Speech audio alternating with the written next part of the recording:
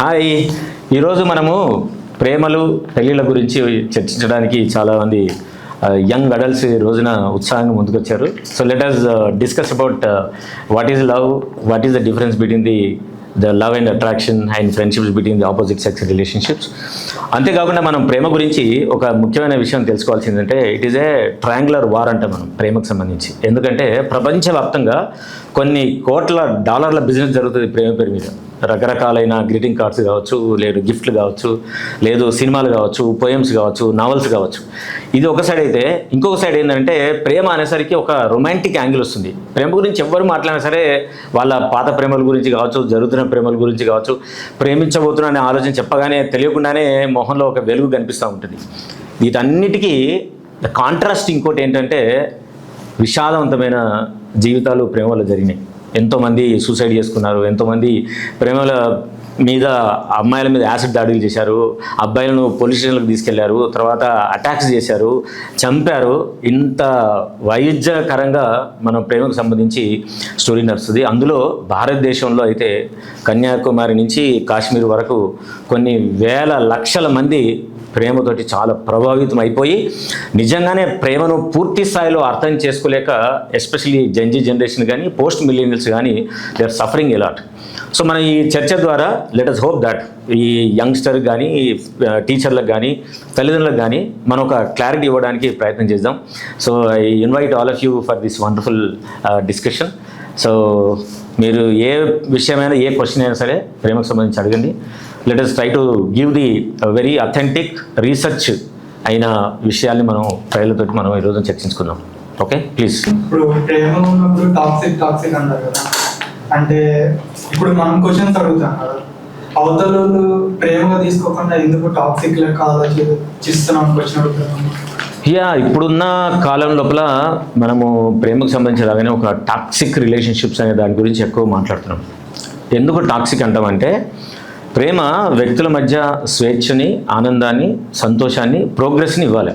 కానీ వీళ్ళిద్దరి మధ్య ఏం జరుగుతుందంటే నిరంతరము ఒక బాధ, ఎడబాటు జరుగుతుందని ఒక ఆందోళన, ఏదో జరగబోతుందని ఒక యాంగ్జైటీ, ఇవన్నీ జరిగి ఎక్కువ కాలం జరిగిన తర్వాత ఒకరికొకరు కలుస్తుంటే పెయిన్ ఎక్కువవుతుంది, కలవాలనే కోరిక ఎక్సైట్మెంట్ ఇస్తుంది, కలిసిన తర్వాత విపరీతమైన డిస్టర్బెన్స్ క్రియేట్ చేస్తుంది.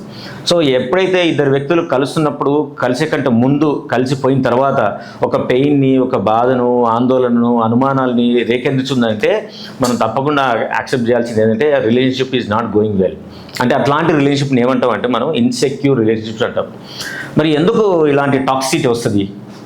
నిజంగానే వాళ్ళిద్దరి మధ్య ఎలా ప్రేమించుకునే పద్ధతులు తెలియకపోవడం వలన, లేదు దీని వెనకాల ఏమైనా చరిత్ర ఉందా అని చెక్ చేస్తే మనము చరిత్ర ఏం చెప్తుంది, రీసెర్చ్ ఏం చెప్తుందంటే మనిషికి సంబంధించి తల్లిదండ్రులతోటి ఎస్పెషల్లీ ప్రైమరీ కేర్ గివర్ మదర్తో వాళ్ళ రిలేషన్షిప్ కనుక ఒక ఇన్సెక్యూర్ రిలేషన్షిప్ ఎస్టాబ్లిష్ అయిందనుకోండి, వాళ్ళకు రాబోయే కాలంలో అడల్ట్ అయిన తర్వాత వాళ్ళు చేసే ప్రతి రిలేషన్షిప్లో కూడా వాళ్ళు చిన్నప్పుడు ఎక్స్పీరియన్స్ అయిన ప్రైమరీ కేర్ గివర్తో ఎక్స్పీరియన్స్ అయిన అనుభూతులే అవి రిఫ్లెక్ట్ అవుతాయి. సో అదే రిపీట్ చేయడం వలన అవతల వ్యక్తులు దాన్ని తీసుకోవడానికి రెడీగా లేరు అనుకోండి, అప్పుడు వీళ్ళని ఛాలెంజ్ చేస్తారు, వీళ్ళను అబ్జెక్ట్ చేస్తారు, ఆర్గ్యుమెంట్ లీడ్ అవుతుంది, కాన్ఫ్లిక్ట్లు వస్తాయి, ఫైట్ వస్తుంది. దెన్ అల్టిమేట్లీ ఒక్కోసారి అది ఫిజికల్ అబ్యూస్కి వెళ్ళొచ్చు, లేదు వర్బల్ అబ్యూస్ వెళ్ళడానికి వెళ్తుంది. ఇలాంటి సిమ్టమ్స్ ఎవరైనా ఉంటే వాళ్ళు తప్పక గుర్తించాల్సింది ఏంటంటే ఇదే టాక్సిక్ రిలేషన్షిప్. ఇది జీవితాన్ని డిస్టర్బ్ చేస్తుంది, జీవితాలని బాధ పెడుతుంది, అంతేగాని జీవితంలో ఆనందం కానీ ప్రోగ్రెస్ కానీ 80% ఇవ్వదు అనే ఆలోచన చేస్తే అది ఇద్దరు వ్యక్తులు కూడా బాగుంటుందని మనం చెప్పచ్చు. సొల్యూషన్ ఫస్ట్ ఎవరైతే నుంచి అయితే ఇద్దరు వ్యక్తులు ఈ టాక్సిక్ వస్తుందని తెలుస్తుందో ఫస్ట్ ఈ ఆలోచన నాకు ఎక్కడి నుంచి వస్తుందో తెలియాలి. ఈ రిలేషన్షిప్ రాకముందే నేను ఇట్లా లేను కదా, వచ్చిన తర్వాత ఇది ఎందుకు వస్తుంది, అది అవతల వ్యక్తులు నా మీద ప్రొజెక్ట్ చేస్తారా, నిజంగానే నాలోంచి ఇది వస్తుందా, ఇది మనం అనాలిసిస్ చేసుకోలేని స్థితిలో ఉన్నప్పుడు I suggest all the couples who are in relationship, please meet a therapist. There are systematic structured therapy models are there. దాని నుంచి మీరు ఈ గత కాలపు అనుభూతుల నుంచి, బంధనాల నుంచి విముక్తి అయ్యి మీరు స్వేచ్ఛగా అవతల వ్యక్తిని ప్రేమను ఆస్వాదించడం కానీ ప్రేమించడం కానీ జరగడానికి ఎక్కువ అవకాశం ఉంటుంది. ఈ థెరపీ ద్వారా మాత్రం డెఫినెట్గా వాళ్ళని బెటర్ చేయడానికి అవకాశం ఉంటుంది. వైఫ్ అండ్ హస్బెండ్ ఫైట్ చేస్తున్నప్పుడు ఒక టీనేజర్ మీద ఎంత ఇంపాక్ట్ ఉంటుంది సార్? ఓకే, సో ఈ wife and husband only teenage వచ్చిన తర్వాత ఫైట్ చేయడం ఒకటి, పిల్లలు చిన్నప్పటి నుంచి ఫైట్ చేసుకుంటూ పోతే డిఫరెన్సెస్ ఉండవు. ఓకే, చిన్నప్పటి నుంచే కనుక పిల్లలు పుట్టినప్పటి నుంచే ప్రతిరోజు ఒక ఇన్ఎవిటబుల్ ప్రాసెస్ తల్లిదండ్రులకు అయిందనుకోండి, అప్పుడు పిల్లల వైరింగ్ ఏమవుతుందంటే ఈ ప్రపంచం అంతా కూడా చాలా వైలెంట్ ప్రపంచం, ప్రపంచంలో ఎక్కడ కూడా పీస్ ఉండదు, ప్రపంచం అంటేనే ఇట్లా డిస్టర్బ్డ్గా ఉంటారు. కాబట్టి మనం ఏ వ్యక్తులను కూడా మనకు దగ్గర తీసుకోవాల్సిన అవసరం లేదు అని ఒక కొత్త బిలీఫ్ సిస్టమ్ పిల్లల్లో ఎస్టాబ్లిష్ కావడానికి ఎక్కువ అవకాశం ఉంటుంది. లేదు టీనేజర్ ఉన్నప్పుడే వాళ్ళ ఇంట్లో గొడవలు స్టార్ట్ అయినాయి, చిన్నప్పటి నుంచి టీనేజర్ వయసులో ఎప్పుడు ఏం డిస్టర్బెన్స్ లేదు, అనుకోకుండా సిచ్యువేషనల్ ఫైనాన్షియల్ ఛాలెంజెస్ కావచ్చు, లేదు ప్రాపర్టీ ఇష్యూస్ వల్ల కావచ్చు, లేదు ఒకరి పట్ల ఒకరికి ఉద్యోగాల సమస్యలు వచ్చినప్పుడు వాళ్ళు పోట్లాడుకున్న విషయాలు కావచ్చు, అప్పుడు చూస్తే మాత్రం టీనేజర్లు for a some time being ఒత్తిడి గురవుతారు కావచ్చు. ఇంత ప్రేమగా ఇంత లవబుల్గా ఉన్న మా పేరెంట్స్ ఉన్నటువంటి సిచ్యువేషన్ ఎట్లా ఎందుకు వచ్చింది, నేను ఎట్లా వీళ్ళను బెటర్ చేయొచ్చు, ఏం చేస్తే నా ఫ్యామిలీ బాగుంటుంది, నేను ఫైనాన్షియల్ ఇష్యూస్ ఉంటే కనుక నేను చదువు ఆపేసి లేదు చదువుతో పాటు నేను ఫైనాన్షియల్ సపోర్ట్ ఏమైనా ఇస్తే బాగుంటుందా అని ఇట్లాంటి ప్రొడక్టివ్ హెల్ప్ఫుల్ మోడల్లో థింక్ చేయడానికి అవకాశం ఉంటుంది. ఎప్పుడు ఒక టీనేజర్లో ఉన్నప్పుడు మాత్రమే ఎమర్జ్ అయి ఉంటాయి. కానీ మొదటి నుంచి వస్తుంటే మాత్రం పిల్లల పర్సనాలిటీ కానీ పర్స్పెక్టివ్ అబౌట్ ద వరల్డ్ కానీ టోటల్గా చేంజ్ అయిపోయి వాళ్ళు అయితే టూ మచ్ ఇంట్రవర్ట్గా మారిపోతారు, వాళ్ళు ఎవరితో మాట్లాడరు, లేదు టూ మచ్ ఆఫ్ ఎక్స్ట్రావర్ట్ అవుతారు. ఎందుకనంటే they don't want to bring back వాళ్ళలో వచ్చే ఆలోచనలు కానీ వాళ్ళకు ఇంట్లో జరిగిన సంఘటనలన్నీ వాళ్ళని డిస్టర్బ్ చేసిన ఎక్స్పీరియన్సెస్ కానీ వాటిని బయటకు తెలియకుండా ఉండాలి అని అంటే ఎవరు నన్ను ప్రశ్నించకూడదు, ఎవరు నన్ను ప్రశ్నించకూడదు అంటే నేను ఎట్లుండాలా, నేను చాలా అవుట్ గోయింగ్ ఉండాలా, అవతల నా గురించి మాట్లాడేకి ఉండాలా, నేను చాలా సంతోషంగా ఉన్నట్టు ఉండాలా, నేను హ్యాపీగా లక్కీగా ఉండాలని ఒక డిఫెన్స్ ఒక షీల్డ్ను సెపరేట్ చేసుకుంటారు. వాళ్ళు చేసుకొని వాళ్ళు టైం దొరికితే చాలు గడవడం మాట్లాడేస్తారు, అందరితో కలివిడిగా ఉంటారు. ఏ ఒక్కరికి కూడా చిన్నగా అనుమానం రాదు ఈ మనిషి జీవితం లోపల ఇంత విషాదం ఉంది, మనిషి జీవితంలో ఇంత డిస్టర్బెన్స్ ఉంది, మనిషి జీవితంలో ఆందోళన చాలా ఉంది, మనిషి జీవితంలో తన జీవితాన్ని ఎప్పుడు కూడా ఎక్స్పీరియన్స్ కాలేదు, అంత లోతు ఉంది అనే విషయాన్ని తెలియకుండా వాళ్ళు ఒక షీల్డ్ కవర్ చేసుకొని వెళ్ళడానికి అవకాశం ఉంటుంది. These are the possible two responses. చాలామంది చాలా రెస్పాన్సెస్ ఉంటాయి, but this is the most possible responses. Teenage వరకు ఇంట్లో కనుక వాతావరణం డిస్టర్బెన్స్ ఉంటే ఇట్లా ఉండడానికి అవకాశం ఉంటుంది. Difference between teenage love and mature love. Okay. See, there are two different opinions. Teenage love మేజర్గా ఎట్లా చెప్తామంటే ఇట్ ఈస్ అబ్సల్యూట్లీ రీసెర్చ్ చేసిన రిజల్ట్స్ ఏంటంటే it is a sexual attraction. Sexual attraction opposite సెక్స్లో ఎక్కడైనా ఉంటుంది, బట్ మేజర్గా టీనేజ్లో మాత్రం మేజర్గా ఈ సెక్షువల్ అట్రాక్షన్ ఉంటుంది. ఇప్పుడు మనం మెచ్యూర్ లవ్ అనే పేరు ఎక్కడ వాడతాము అంటే వెన్ దే బికమ్ అడల్ట్స్. మేజర్గా పిల్లలు పుట్టిన నుంచి 23 నుంచి 25 ఇయర్స్ వరకు కూడా మనం వాళ్ళ ఆలోచన అంతా కూడా వాళ్ళ పర్సనాలిటీ కూడా ఫార్మేటివ్ ఏజ్లో ఉంటుంది, అండర్ కన్స్ట్రక్షన్ అంటాం. ఎందుకు అంటామనంటే మొత్తం మన బ్రెయిన్ 25 ఇయర్స్ వచ్చేంత వరకు ప్రీఫాంటల్ కార్టెక్స్ అంటాం, ఈ రీజన్ పిఎఫ్సి అంటాం. ఇది యాక్చువల్గా మనిషి జీవితంలో అంటే జంతువుల నుంచి మనిషిని సపరేట్ చేసిన ఒకే ఒక రీజన్ ఏంటంటే ఇది పిఎఫ్సి. ఇది ఎందుకు అట్లా సెపరేట్ చేసిందంటే ఈ ఏరియానే మనిషిని రేషనల్గా, ప్రాక్టికల్గా, రియలిస్టిక్గా, సైంటిఫిక్గా ఆలోచించగలిగే లక్షణాలని బిల్డ్ చేసిందే ఈ రీజన్. అప్పటి నుంచే మనిషి పూర్తిగా జంతువుల నుంచి దూరం అయిపోయి ఫ్యూచర్ గురించి, తన జీవితం ఎట్లుండాలనే దాని గురించి ఆలోచించి తనకంటూ ఇల్లు కట్టుకోవడం, తనకంటూ సేఫ్టీగా ఉండడం, తనకంటూ ఆయుధాలు నిర్మించుకోవడం, ఇవన్నీ మనం 1,00,000 సంవత్సరాల నుంచి ఎదుగుదల వచ్చి మనం ఈ రోజు నిలబడ్డాం. కాబట్టి ఈ పిఎఫ్సి రీజను 24-25 ఇయర్స్ వరకు అండర్ కన్స్ట్రక్షన్లో ఉంటుంది. కాబట్టి మనం మెచ్యూర్ అయినామంటే 24-25 తర్వాత యాక్చువల్గా అవతలి వ్యక్తులను ఎందుకు మన జీవితంలోకి ఆహ్వానిస్తున్నాం, మనం ఎందుకు అవతలి వ్యక్తులు మన జీవితంలోకి ఆహ్వానిస్తే మనం పోదలుచుకున్నాం అనే దాని పట్ల చాలా స్పష్టత ఉంటుంది. టీనేజ్లో అట్లా ఉండదు. టీనేజ్లో ఏముంటుందంటే they suffer for the recognition. ఎవరైనా ఒకరు అప్రిషియేట్ చేస్తే అది ఫేక్ అయినా సరే నిజమే అనిపిస్తుంది నాకు. ఎందుకు నిరంతరం మనకు ఐడెంటిటీ క్రైసిస్ ఉంటుంది. చిన్నప్పటి నుంచి పెరుగుతున్న క్రమంలోనే మనిషిలో ఉన్న చాలా అద్భుతమైన టూల్ ఏంటంటే రికగ్నిషన్ కావాలి. అది పుట్టిన నుంచి చనిపోయిన తర్వాత ఆ రికగ్నిషన్ ఎప్పుడు అట్లే ఉంటుంది. సో ఈ రికగ్నిషన్ అనేది టీనేజ్కి వచ్చిన తర్వాత అది ఇంకా ఎక్కువ అవుతుంది. తన చూపు పట్ల కావచ్చు, డ్రెస్సింగ్లో కావచ్చు, మాటలో కావచ్చు, తన పర్ఫార్మెన్స్లో కావచ్చు, తనకున్న ఏదైనా ఒక స్పెషాలిటీ చూపించాలనే కోరిక వల్ల కావచ్చు, ఇవన్నీ కూడా ఐడెంటిటీ తనను అట్లా పురుగుల్పే విధంగా చేస్తుంది. కాబట్టి అక్కడి నుంచి ఏ చిన్న అటెన్షన్ వచ్చినా సరే they think that this is definitely only love. ఎందుకు మనం పుట్టిన నుంచి పిల్లలందరూ సినిమాలను చూసే పెరుగుతున్నాం మనం. మన జీవితంలో చాలా ప్రభావితం చేసేది ఏంటి అంటే మన కుటుంబము, మన చదువులు, మన ఫ్రెండ్స్ తర్వాత చేసే సినిమాలే. కాబట్టి సినిమాలు ఏముంటాయి, ఇప్పుడు 90% సినిమాలు ఓన్లీ ప్రేమ గురించే ఉంటుంది. కాబట్టి మనం పెరుగుతున్న క్రమంలోనే ప్రేమించడం, ప్రేమను కోరుకోవడం, ప్రేమ కోసం మనము తాపత్రయపడడం, ఎవరైనా ఒకరు మన జీవితం ప్రేమించాలి లేకుంటే మన జీవితం వేస్ట్ అనే సిద్ధాంతాలు, సూత్రీకరణలు అన్నీ కూడా పాటల ద్వారా, సినిమాల ద్వారా, కథల ద్వారా మనం ఎట్లా చొప్పిస్తున్నామో డెఫినెట్గా వాళ్ళ బ్రెయిన్లన్నీ కూడా అట్లా కండిషన్ అవుతాయి. కాబట్టి they strive for it. So ఇందులో ప్రేమించినప్పుడు దానిలో రిస్క్ ఏముందో అని ఊహించేంత శక్తి మనకు ఉండదు. ఎందుకంటే ప్రేమిస్తున్నారు అవతల వ్యక్తులు, వాళ్ళు అటెన్షన్ ఇస్తున్నారు అనగానే తెలియకుండానే మన శరీరం మన ఆలోచనలోంచి జారిపోతుంది. మనకు ఆ డోపమైన్ కిక్ ఎంత ఉంటుందంటే రియాలిటీని చూడడానికి పిసరంతా కూడా ఆ నాలెడ్జ్ లేనంత మత్తులోకి జారిపోతుంది టీనేజ్ వయసులో ఉన్నప్పుడు.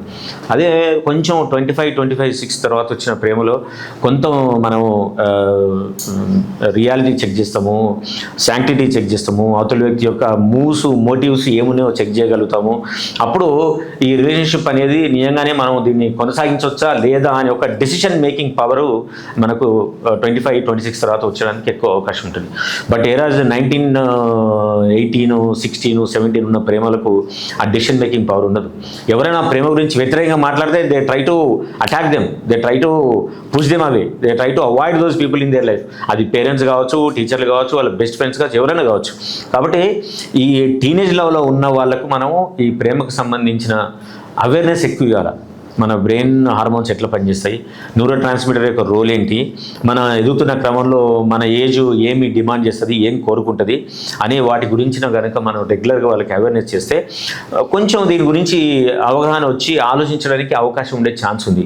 అదర్వైజ్ టీనేజ్లో ఉండడం మాత్రం పవర్ఫుల్ ఉంటుంది. మీరు తల్లిదండ్రులు చాలా భయపెట్టడం, కొట్టడం, తిట్టడం, మొరాలిటీ చెప్పడం ఇవన్నీ చేస్తే వాళ్ళు తీవ్రమైన ఒత్తిడిలోనే అవకాశం ఉంది. లేదు అయితే ఇంట్లోకి వెళ్ళి బయటికి పారిపోవడానికి ట్రై చేస్తారు, లేదు కొంతమంది సూసైడ్ చేసుకోవడానికి ట్రై చేస్తారు, లేదు కొంతమంది వాళ్ళు తల్లిదండ్రులతో పూర్తిగా వ్యతిరేకించి ఒక వైలెంట్ వాతావరణాన్ని క్రియేట్ చేయడానికి ఎక్కువ అవకాశం ఉంటుంది. Social media is the one thing which is attracting more youth on the Gen Z gaani. If you see anything viral content ఎక్కువ సోషల్ మీడియాలో love, they are getting married on social media, reels లో పెళ్లి చేసుకోవడం, it's being like frequent. ఆ content ఎక్కువ అయిపోతుంది and how it is impacting the teenagers or the content and everything. So అంటే social media ఈ రోజు ఏమైందంటే it has become for Gen Z generation అయితే అనదర్ రియాలిటీ. అంటే వాళ్ళు వాస్తవ ప్రపంచంలో ఉన్నదానికి ఎక్స్పోజ్ కావడం చాలా చాలా మినిమల్ అయిపోయింది. ఎందుకంటే వాళ్ళు ఎక్కువ సేపు వాళ్ళు రూమ్లోనే ఉంటారు, మొబైల్లోనే ఉంటారు. కాబట్టి వాళ్ళ క్రియేటర్ రియాలిటీ ఏంటి ఇప్పుడు అంటే మొబైల్ ఫోనే. సో మొబైల్ ఫోన్లోనే సమస్తం మనకు అందుబాటులో వస్తుంది కాబట్టి వాళ్ళు మొబైల్ ఫోన్లోనే వచ్చేది అథెంటిక్ అనుకుంటారు. కానీ మొబైల్ ఫోన్లో చూపించే వీడియోలు కానీ, మొబైల్ ఫోన్లో చూపించే ఫొటోస్ కానీ, స్టేట్మెంట్లు కానీ వాటి రేషనాలిటీ ఎంత ఉంది అని చెక్ చేయాల్సిన అవసరం ఉందనే సంగతిని మన దగ్గర మనం ఎవరికి పిల్లలకు నేర్పించట్లేదు. ఇన్స్టిట్యూషన్లో మనకు తెలియకుండానే మొబైల్ ఫోన్ వాడితేనే మీ చదువు బాగా వస్తుంది అని చెప్పి క్వశ్చన్ పేపర్లు, టైం టేబుల్, ఎగ్జామ్ల గురించి ఇన్ఫర్మేషన్లు, వీలైతే టీచర్ ఇచ్చే సజెషన్స్ అన్నీ మొబైల్ ఫోన్ రావడం వలన వాళ్ళ ప్రపంచం మొబైల్ ఫోన్గా మారిపోయింది. కాబట్టి మనం చేయాల్సిన పని ఏంటి, పిల్లలు మొబైల్ ఫోన్లో వచ్చే సమాచారాన్ని వల్ల ఎక్కువ ఇన్ఫ్లుయెన్స్ అవుతున్నారు. కాబట్టి ఈ సమాచారాన్ని మనం రెగ్యులేట్ చేయడం ఎట్లా, అథెంటిసిటీని మనం ఎట్లా చెక్ చేయించడం, దాని రియాలిటీ చెక్, ఫ్యాక్ట్ ఫైండింగ్ని మనం పిల్లలకి ఎట్లా నేర్పించాలి అనేది ఎప్పుడైతే మనం పిల్లలు చెప్తామో అప్పుడు మొబైల్ ఫోన్ను ఇన్ఫ్లుయెన్స్ నుంచి బయటకు వచ్చి బెటర్ ఉండడానికి అవకాశం ఉంటుంది. ఇది ఒక సెక్షన్ మనం యంగ్ స్టూడెంట్స్ని, యంగ్ అడల్ట్స్ అనుకోవచ్చు. చిత్రం ఏంటంటే మొబైల్ ఫోన్లో టీనేజర్ తర్వాత ఎక్కువ వాడేది లేట్ అడల్ట్స్, లేదు early old people. Around 60 people, above 60 people now they are using mobile phone more. ఎందుకంటే ఇప్పుడు వాళ్ళని ఎంగేజ్ చేసే సిస్టమ్ మన దగ్గర లేదు. ఇంతకుముందు ముసలి వాళ్ళు ఇంట్లో ఎవరైనా ఉంటే కొడుకులు, మనవాళ్ళు వచ్చి మాట్లాడేవాళ్ళు, పక్కింటి వాళ్ళు మాట్లాడేవాళ్ళు.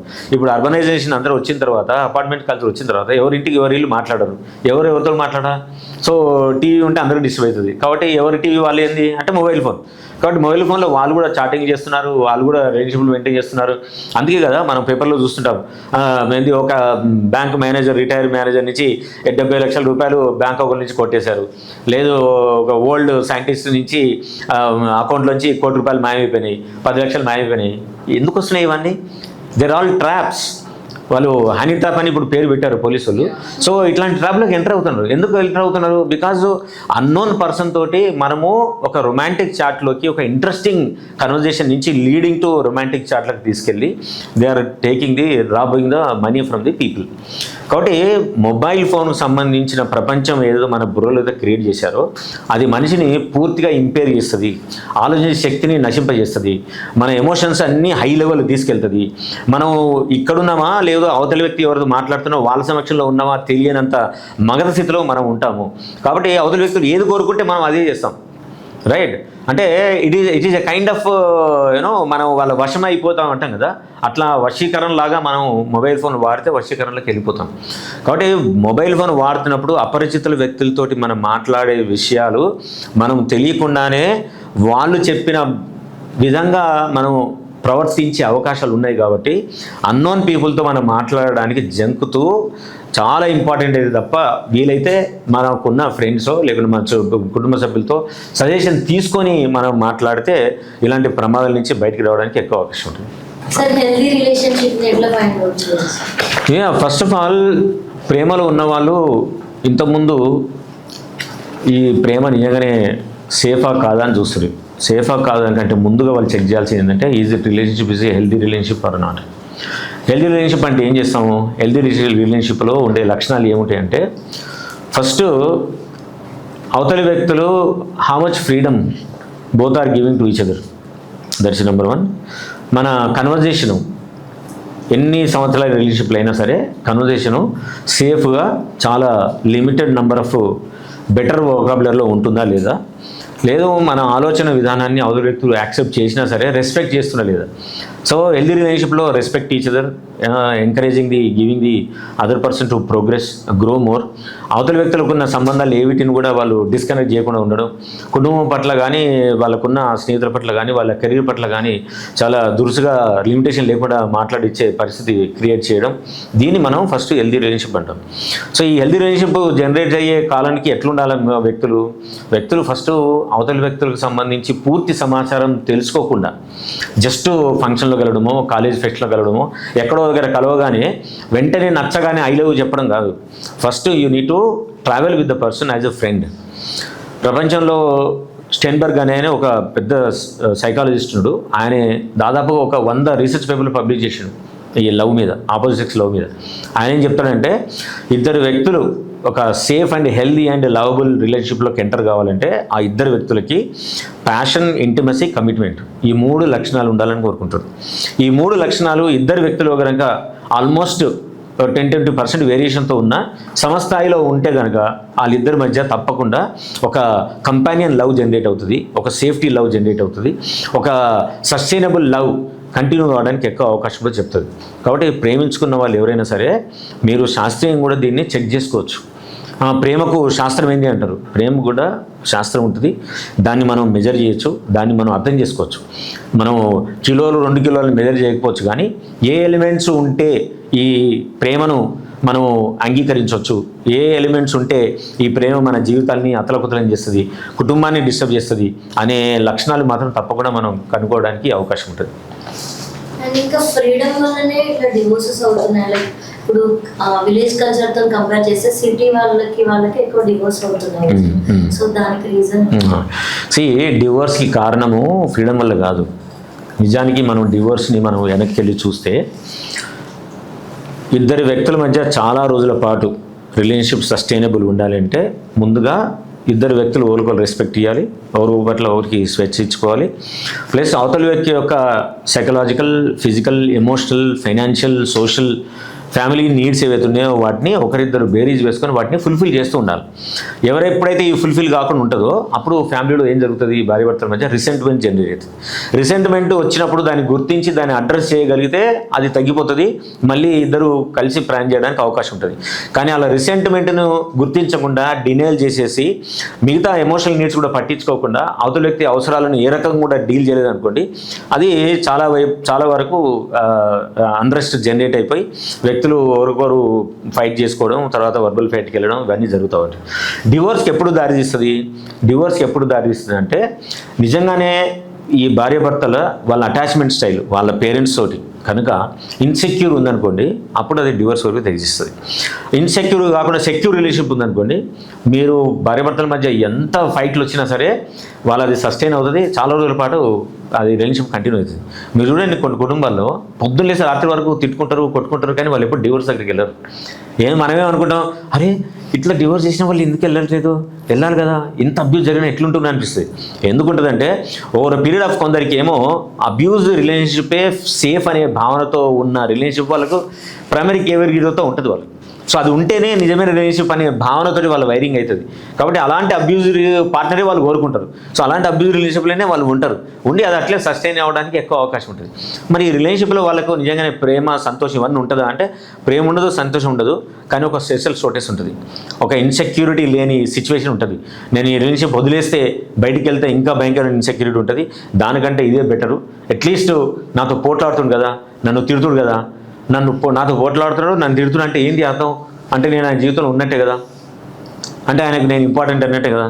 లేకుంటే ఎందుకు మాట్లాడతాడు, ఎందుకు తిడతాడు, లేకుంటే ఎందుకు కొడతాడు? See, these kind of reverse analysis exists in the relationship, and those kind of people can continue the relationship in spite of having all the fights and the troubles. IT sector లోనే ఎక్కువ అవుతున్నాయి okay. ఇప్పుడు బెంగళూరు, హైదరాబాద్ ఇలాంటి places లో freedom ఎక్కువై relationships break అవుతున్నాయి అని చెప్పి అంటున్నారు. లేదండి, యాక్చువల్గా ఐటీ సెక్టార్లో రిలేషన్షిప్స్ బ్రేక్ అవుతున్నాయి, డివోర్స్ అవుతున్నాయి అనేది ఒక ఏమంటారు, దాన్ని ఎక్కువ ప్రొజెక్ట్ చేసినామో అనిపిస్తుంది. భారతదేశం మొత్తంలో నువ్వు చెక్ చేస్తే స్టిల్ డైవర్స్ ఎక్కువవుతున్నాయి, నో డౌట్ అబౌట్ ఇట్. మన ఒరిజినల్ స్టేట్ చూస్తే ఇక్కడ డైవర్స్ ఎక్కువవుతున్నాయి. ఇప్పుడు వెస్ట్లో చూడండి, ఆల్మోస్ట్ 45% అక్కడ ఉంటుంది. ఓకే, మన భారతదేశంలో ఆల్మోస్ట్ 1% నుంచి 5% రైజ్ అవుతుంది కేసు.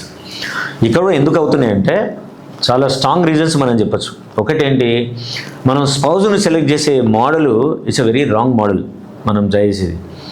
ఆ మోడల్ యొక్క అవుట్పుట్ ఏంటి, మనం రోజు రెగ్యులర్ కొట్లాడుకోవడం, తర్వాత పోలీస్ స్టేషన్లో కేసులు కంప్లైంట్ ఫైల్ కావడం, తర్వాత కోర్టులలో కేసులు ఫైల్ చేయడం.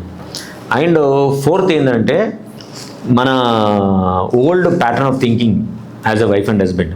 ఇప్పుడు ఇద్దరు పనిచేస్తున్న క్రమం లోపల వైఫ్ హస్బెండ్ ఇద్దరు కూడా ఇంట్లో ఉన్న పనుల్ని సమానంగా చూడాలి, పనులు సమానంగా చూడాలి. చేస్తామా లేదా తర్వాత విషయం. పనులు సమానంగా చూడకుండా ఇంట్లో పనుల్ని మనం డివైడ్ చేస్తున్నాం, పనులకు కూడా మనం జెండర్ అటాచ్ చేస్తున్నాం. ఆడ పనులు ఉంటాయి, మగ పనులు ఉంటాయి. నిజానికి ఇంట్లో పనులు మాత్రమే ఉంటాయని మనం చెప్పగలగాలి బలంగా. ఎవరు చెప్పాలి అది? ఇంట్లో పేరెంట్స్ చెప్పాలా, లేదా ఇన్స్టిట్యూషన్ చెప్పాలా? సో ఈ చెప్పే సిస్టమ్ మన దగ్గర ఫెయిల్ అయింది. కాబట్టి పెళ్ళైన తర్వాత ఒక రీజను ఈ కల్చరల్ అండర్స్టాండింగ్ లేకపోవడం. మూడో రీజన్ ఏంటంటే మనము చదువుకు సంబంధించి ఇచ్చినంత ప్రియారిటీ మన జీవితానికి మనం ఇవ్వటం లేదు. అందుకే మనం ఇష్టం ఉన్న ఫుడ్ తింటాం, ఇష్టం ఉన్నట్టు ప్రవర్తిస్తాం, ఇష్టం ఉన్నట్టు పడుకుంటాం, ఇష్టం ఉన్న వాళ్ళతోటి సంబంధాలు నేర్పుతాం, ఇష్టం ఉన్నట్టుగా మనం పైసలు సంపాదించాలని కోరిక పెడతాం, అవినీతి చేస్తాం, నకలు కొడతాం, పాస్ అయితే చాలు అనుకుంటాం, ఏ పద్ధతిలో అయినా సరే మనకు అవసరం లేదనిపిస్తుంది. సో ఇవన్నీ ఏం చేస్తున్నాయి, మన జీవితాన్ని కలగప్రదం చేస్తున్నాయి, చాలా డిస్టర్బ్ చేస్తున్నాయి. కాబట్టి మనకు divorce only IT sector, Hyderabad, Bengaluru, ఢిల్లీలో కాదు, ఈవెన్ రూరల్లోకి వెళ్ళి చూసినా సరే ఇలాంటి సిస్టమ్ ఉంది. ఎందుకంటే అక్కడ పిల్లలు కూడా ఇలాంటి పిల్లలే. అది స్వేచ్ఛ వల్ల కాదు, వాళ్ళకి నిజంగానే జీవితం పట్ల, జీవితం అంటే ఏంటి, మనం జీవితాన్ని ప్రొఫెషన్ ఎక్కడ మనం మిక్స్ చేయాలి, ఏ రకమైన పద్ధతులు పాటిస్తే మన జీవితం అవతల వ్యక్తితోటి చాలా కంఫర్టబుల్గా ఉంటుందని ఇటు అబ్బాయిలకి ఇటు అమ్మాయిలకి ఇద్దరికి ఇవ్వడంలో మన సిస్టమ్ ఫెయిల్ అయింది. సిస్టమ్ ఫెయిల్ అయిందంటే ఎవరు? మన పేరెంటల్ సిస్టమ్ ఫెయిల్ అయింది, అట్ ద సేమ్ టైం మన స్కూల్ సిస్టమ్ ఫెయిల్ అయింది. అట్లానే మనకు రాంగ్ రోల్ మోడలింగ్ వచ్చే, సమాజం నుంచి వచ్చే మోడలింగ్ ఇవన్నీ కూడా మనని ఫెయిల్ చేస్తున్నాయి. కాబట్టి అట్లా కాకుండా మనం పెళ్ళి కంటే ముందే, అంటే యూనివర్సిటీ ఎడ్యుకేషన్ అయిపోకంటే ముందే, we need to train the people how to understand self, what is me, how to understand the other person, what is family, what is the role of wife and husband, why we are getting married, what is the reason for marriage, is it really necessary for a person to get married or not. ఇవి వీటి పట్ల స్పష్టత తెస్తే I think ఇట్లాంటి డివోర్సులు తగ్గిపోయి నిజంగానే జీవితాన్ని ఎట్లా మార్చుకోవాలి, ఎట్లా చేస్తే బాగుంటుంది అనేది ఒక అండర్స్టాండింగ్ వస్తుంది. సేమ్ ఏజ్ ఉన్న మ్యారేజెస్ అండ్ చిన్నోళ్ళు పెద్దలు Hmm. ఉంటుంది కదా. Age difference. Age difference of Uh-huh. How the relationship. సి ఏజ్ డిఫరెన్సెస్ ఉన్న పెళ్ళిళ్ళ లోపల ఒక డికేడ్ ఏజ్ ఉన్న డిఫరెన్స్ పెళ్ళిళ్ళు ఇప్పుడు కనుక అయితే ఇప్పుడు పెళ్ళి అయినప్పుడు ఏం కాకపోవచ్చు, కానీ ఆఫ్టర్ 10 years డెఫినెట్గా there is a serious struggle is going to come in the marriages. అంటే లవ్ పరంగా ప్రేమించని అది మామూలుగా ఏమంటారు ట్రెడిషనల్గా పెళ్ళి కానీ అరేంజ్ మ్యారేజ్ కానీ ఏ రకమైన పెళ్ళి అయినా సరే ఒక 10 సంవత్సరాల తేడా ఉన్నోళ్ళు లేకుంటే 7-8 సంవత్సరాల తేడా ఉన్న వాళ్ళు ఏం జరుగుతుందంటే ఇప్పుడున్న కాలంలో చాలా జనరేషన్ చేంజ్ అంటాం దాన్ని. ఒకప్పుడు 10 ఏళ్ళ తేడా ఉంటే జనరేషన్ అన్నాం, ఇప్పుడు 5 ఏళ్ళ తేడా ఉంటే జనరేషన్ చేంజ్ అంటున్నాం. కాబట్టి ఈ జనరేషన్ చేంజ్లో ఏమొస్తాయి, వాళ్ళ వాల్యూ సిస్టము, వాళ్ళ బిలీఫ్స్, వాళ్ళ outlook towards the world totally entirely different ఉంటుంది. దాంతో డేంజర్ ఏమవుతుంది, వాళ్ళిద్దరి మధ్య కాన్ఫ్లిక్ట్ జనరేట్ అవుతుంది. ఆ కాన్ఫ్లిక్ట్ ఎటువైపు దారి తీస్తుంది, ఒకరినొకరు ఎంపతితోటి అర్థం చేసుకొని వాళ్ళ నీడ్స్ని మనం ఫుల్ఫిల్ చేస్తున్నాం అనుకోండి, రిలేషన్ కంటిన్యూ అవుతుంది.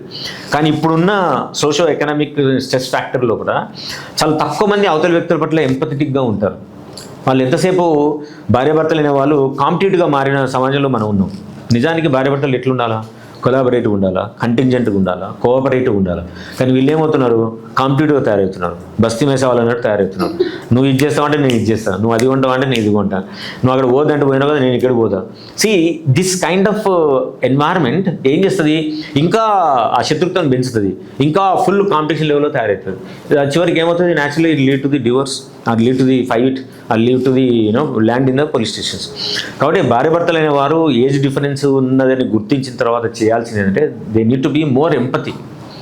ఏ కపుల్ అయినా సరే అది ఏజ్ తేడా ఉండని, సేమ్ ఏజ్ ఉండని, ఎక్కువ ఏజ్ ఉండని, ఫస్ట్ వాళ్ళిద్దరికి ఉండాల్సింది ఏంటంటే వాళ్ళకి ఎంపతి ఉండాలి. ఆ ఎంపతిని ఎప్పుడైతే వాళ్ళు క్యాచప్ చేస్తారో అవతల వ్యక్తుల యొక్క లవ్ మ్యాప్స్ ఏంటి, అవతల వ్యక్తి యొక్క ఇంటర్నల్ వరల్డ్ ఏంటి, అవతల వ్యక్తులకు ఏమి ఇవ్వాలి, అవతల వ్యక్తిలో కొన్ని మంచి లక్షణాలు ఉంటే మనం వాటికి ఇన్ఫ్లుయెన్స్ కావాలి.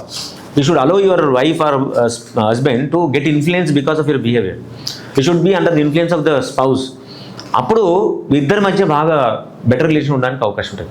అన్నిటికంటే మోస్ట్ ఇంపార్టెంట్ ఏంటంటే ఇప్పుడు డైవర్స్ కావడానికి కారణం ఏంటంటే పెళ్ళైన తర్వాత ఒక కామన్ షేర్డ్ గోల్ ఉండకపోవడం.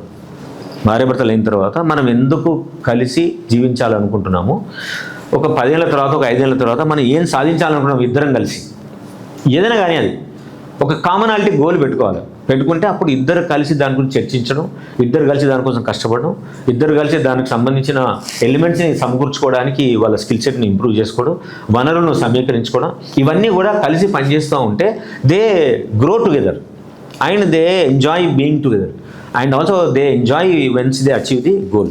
కాబట్టి ఈ కామన్ షేర్డ్ గోల్ ఎప్పుడైతే భార్యాభర్తల మధ్య జనరేట్ అవుతుందో ఆటోమేటిక్గా ఆ relationship irrespective of the age gaps తోటి జనరేట్ అయ్యి కంటిన్యూ అవడానికి అవకాశం ఉంటుంది. కానీ లేకుండా మాత్రం what research says, what the history says, in many court cases says that విపరీతమైన ఏజ్ గ్యాప్లు ఉంటే మాత్రం డెఫినెట్గా అది డిస్టర్బెన్స్ దారి చేయడానికి ఎక్కువ అవకాశం ఉంటుంది. ఈ మధ్య రిలేషన్షిప్స్లో ఎమోషనల్ ఇంటిమసీ ఉండట్లేదు. ఒకే ప్లేస్లో ఉన్నా కూడా లోన్లీగా ఫీల్ అవుతుంది, ఎక్కువ మాట్లాడుకోవట్లేదు. ఎందుకని? ఓకే, సి రిలేషన్షిప్లో భార్యాభర్తలు కావచ్చు, లేదు వైఫ్ అండ్ గర్ల్ ఫ్రెండ్ ఇష్యూలు అయ్యి కానీ ఒక రిలేషన్షిప్లోకి ఎంటర్ అయిన తర్వాత మనకి వేయాల్సిన క్వశ్చన్ ఏంటంటే what is my aim entering in to this relationship అనే స్పష్టత ఉండాలి. ఎక్కువ మంది రిలేషన్షిప్లకు బాయ్ ఫ్రెండ్ గర్ల్ ఫ్రెండ్ కాన్సెప్ట్కి ఎందుకు వెళ్తున్నారంటే ఒకటి they feel very anxious to be alone. వాళ్ళు ఒంటరిగా ఉండడం వాళ్ళకు చేత కాదు, కాబట్టి they try to find out someone where they can క్లింగ్ to that person, hold that person so that they feel safe. This is one kind of relationship లోపల ఆ emotional intimacy అనేది చాలా తక్కువగా ఉండేందుకు అవకాశం ఉంటుంది.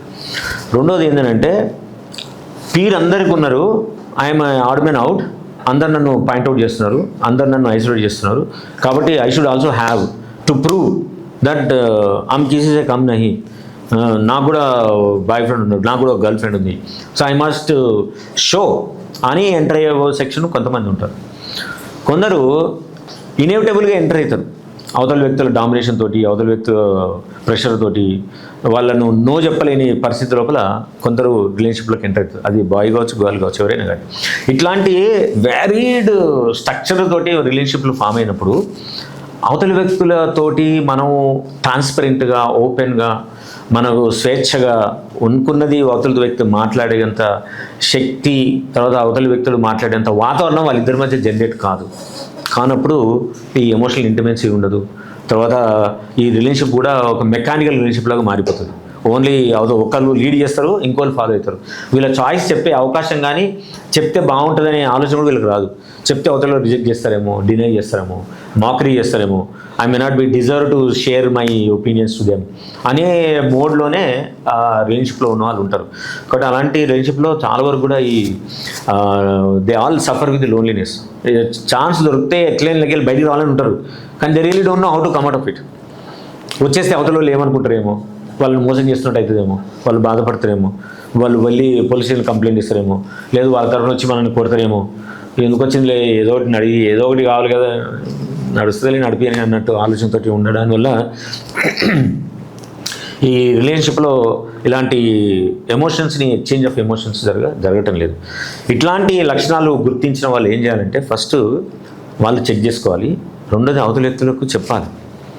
Are you need to go to a therapist, or you need to talk to your friends or parents and you need to discuss. ఎవరో ఒకరు లీడ్ తీసుకుంటారు, మీ రిలేషన్ను రిపేర్ చేయడానికి కావాల్సిన స్టెప్స్ వాళ్ళు తీసుకుంటారు. థెరపీ దగ్గర ఉండడమో, వాళ్ళే లీడ్ చేసుకొని మీకు ఎట్లుండాలని చెప్పడమో, మీ జీవితాల్లో ఏదైతే మిస్ అవుతుందో వాటిని సమకూర్చడమో ఏదో జరుగుతుంది. కానీ చెప్పకుండా మనమే సఫర్ కావడం వల్ల you are extending this pain for longer time తప్ప there is no use being in this relationships. Recent గా మన గ్రాండ్ మై పేరెంట్ కి ఇంకొక టీనేజర్ అంటే వాళ్ళ మనవడే ఏదో లవ్ చేసి కేసు అయింది. దాన్ని ఎలా ఇంపాక్ట్ చేస్తాం సార్? ఇవన్నీ సోషల్ మీడియాలో చూసుకుంటా పిల్లలు ఎలా ఎఫెక్ట్ అవుతారు మూమెంట్స్ లో? Can you repeat sir? నేను సరిగా అర్థం కాదు. మొదట్లో ఏం చెప్పారు? గ్రాండ్ మదర్ ని తన మనవడే లవ్ చేస్తున్నాడు. Okay, 2-3 months back. దాని ఇంపాక్ట్ ఎలా ఉండబడుతుంది? దేని మీద ఇంపాక్ట్ అంటారు? అంటే వేరే చూసే వాళ్ళకి రీల్స్ స్క్రోల్ చేసే వాళ్ళందరూ. ఓకే, సి ఒక సంఘటన, ఒక out of the box thing ఏదైనా జరిగింది అనుకోండి, it is comes under immoral కావచ్చు, అగెన్స్ట్ అవర్ ట్రెడిషన్ కావచ్చు, బియాండ్ ద సోషల్ నామ్ కావచ్చు. ఇట్లాంటి సంఘటన జరిగినప్పుడు న్యాచురల్గా దానితో బజ్ వస్తుంది, అందరూ దాని గురించి మాట్లాడతారు, సమాజం రెండుగా చీలిపోతుంది. దాన్ని ఫర్ చేసే వాళ్ళు కొందరు, క్రిటిసైజ్ చేసే వాళ్ళు కొందరు, అన్ని రకాలుగా ఉంటుంది, ఇన్ఫ్లుయెన్స్ చేస్తుంది. కానీ మనం కొన్ని వేల సంవత్సరాల నుంచి మనం ఒక నామ్ క్రియేట్ చేసాం మన సమాజం లోపల. ఆ సమాజాన్ని నామ్కి భిన్నంగా వెళ్తున్నామనంటే అండర్ వాట్ కండిషన్స్ రైట్ ఇట్లాంటి పరిస్థితి క్రియేట్ అయింది. అప్పుడు ఆ చుట్టుపక్కల ఉన్న సమాజమే దాన్ని వ్యతిరేకిస్తుంది. సో చుట్టుపక్కల సమాజమే దాన్ని ఖండిస్తుంది. సో ఆ ఖండించినప్పుడు ఆ ఇద్దరు వ్యక్తులు, ఆ సంఘటన కారణమైన ఇద్దరు వ్యక్తులు విపరీతమైన ఒత్తిడికి లోనవుతారు. ఆ ఇద్దరు ఒత్తిడి లేనప్పుడు వాళ్ళకు రెసిలియన్స్ ఉంటే వాళ్ళు దాని నుంచి బయటకు వచ్చి నార్మల్ జీవితాన్ని జీవించడానికి అవకాశం ఉంటుంది. లేదంటే either they go away from that place or they commit suicide. That's how social నామ్కి చాలా బలంగా వ్యతిరేకం జరిగే సంఘటనలు ఎక్కువ ఇవే జరుగుతాయి. కానీ అట్లాంటి పరిస్థితులు జరిగినప్పుడు మనం డెఫినెట్గా we need to check the reasons why these people really enter into this marriage. Out of విషా, లేకుంటే అవుట్ ఆఫ్ కంపల్షనా, లేకుంటే అవుట్ ఆఫ్ నిజంగానే వాళ్ళకి సోషల్ నామ్స్ పట్ల సరైన అవగాహన లేక అట్లా చేస్తున్నారా, ఏంటి, what is that which made them to అని మనం స్టడీ చేసి what their family is addressing that issue అనే దాన్ని బట్టి మనం రిజాల్వ్ చేయాలి తప్ప మనం బయట నుంచి we cannot give any judgements on that.